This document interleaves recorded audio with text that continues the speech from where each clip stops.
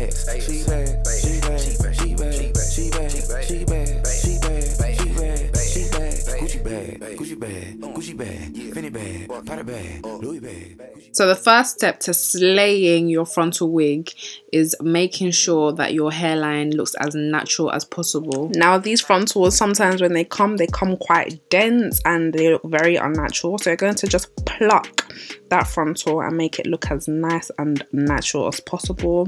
What I do is I normally grab it in between my knuckles and it forms lines in between my knuckles, and I pluck along those lines. As you can see, I'm just plucking along the lines in between my knuckles, and that's just going to give you a lovely gradient. Yeah, a nice fade from thin to thick hair. I mean, look at that. And you can probably start to see how the hair is looking a bit more natural, the hairline is looking a bit more natural. And on the other side, on the other hand, it's looking mad basically because I haven't plucked. So I'm going to do exactly the same thing as I've done on the other side, just grabbing it in my knuckles and just yeah, plucking. As you can see, I started to get lazy, I can't even lie, so I was just literally plucking randomly. Yeah, I was just doing a madness basically because I started to get lazy, but it gave me the same results as the other side. So yeah, just make sure you don't over pluck and give yourself any bold spots. That's just one mistake you do not want to make. But yeah, just keep plucking until you have that natural gradient. As you can see, we are making some nice progress. Now for my wig caps, I like to use a mesh one just because it's what I'm used to. I'll leave a link down below where I got this one. And what I'm doing is just placing the frontal on top of the wig cap, and then I'm just going to pin it down. But the mistake I made here was that I didn't actually measure where the frontal is supposed to meet the wig cap, if that makes sense. I'm supposed to measure it on my own head, which I failed to do, but I rectified that in the end, so don't worry. So yeah, I'm just pinning that down, and then what I'm going to do is just tie that up to get any hair out of the way. And yeah, I'm just going to pin the rest of the frontal down to the wig head. And now I'm just sewing the frontal onto the wig cap using the loophole method, I think it's called.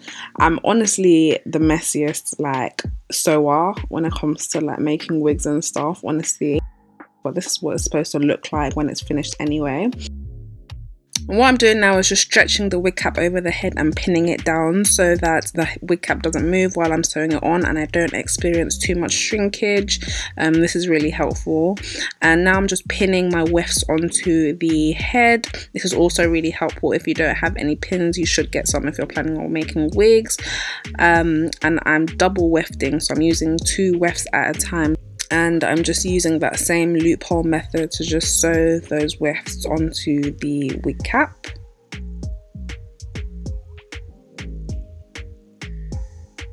When I get to the end, I'm just going to unpin it and then double over the weft and just continue that method over and over again. And please forgive me if my hand starts to block like the sewing and you can't really see what I'm doing. This is like the first time I've ever done anything like this, like recorded a full like wig tutorial.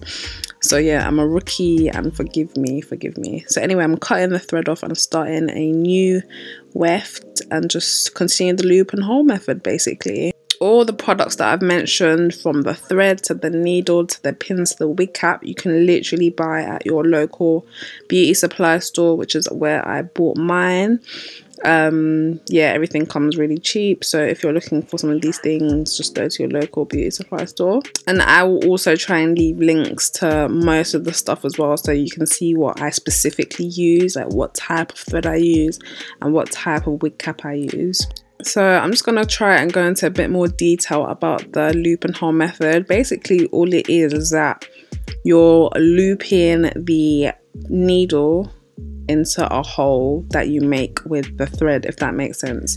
So you loop a hole around the thread, the needle, and then you pull. So keep looping a hole and then pulling it through the hole that you create with the thread. And it's really that simple, to be honest.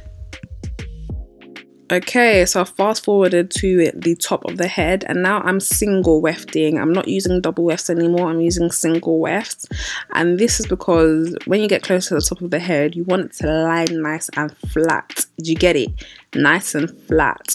So using single wefts obviously will reduce the bulkiness of the hair. So now I'm on the very last weft, and for this weft I'm going to sew onto the actual frontal, so onto the frontal and then through the wig cap, and this is just going to bridge the gap very nicely and make it look nice and seamless.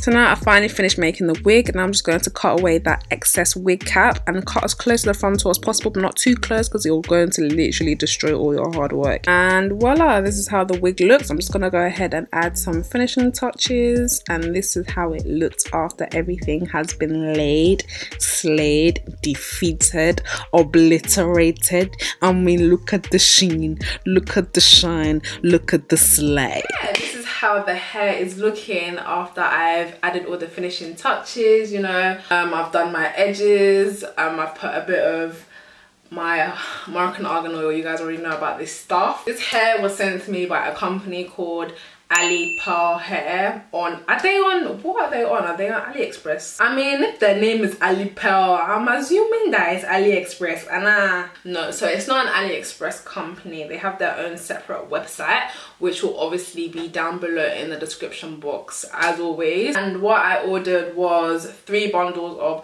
26" of Peruvian straight hair and a 24" frontal. Guys, I don't even think this is 26. Come like 30 inches. I can't lie to you, because literally when I sit down, I sit on the hair. Let me just show you what I'm talking about. This is in my bum crack. This is bum crack length. But I'm not complaining. The longer the hair, the badder the bee. I'm not gonna lie to you. This hair is paying. This hair is paying. This is probably the best straight hair that I've owned in a very, very long time. It feels so full. The colour is everything to die for, because if you know me, you know I like my hair jet black, because the natural colour of my hair is jet black anyway. So when the bundles come and they're like light brown kind of colour 2 kind of thing, it really annoys me because I'm a 1B kind of girl. But this came, and honestly the colour, I was literally so impressed by it. I had some issues with the doing the edges. That's nothing to do with the hair, but just my own edges were not cooperating with the whole frontal, and it became quite messy, and I have some white residue. I hope you guys cannot see that, but aside from that, everything is literally A1. Like, you cannot tell me that I do not look bad. Like, I actually just look so good. In terms of the cons of the hair, however, I haven't worn the hair long enough to actually give you guys, you know, details about any bad like aspects of the hair. But obviously I will be doing an updated video where I'll come back and tell you how the hair has been doing. But for now, boy, I'm really pleased with the hair. But yeah, that's it for the video, guys. I hope you guys have been able to, you know, take away a thing or two from a bad bee. I'm sorry, let me not apologize for feeling like a bad bee, because this is what this hair is doing to me right now. It's just giving me vibes. But yeah, I'll see you in my next video, guys. Bye.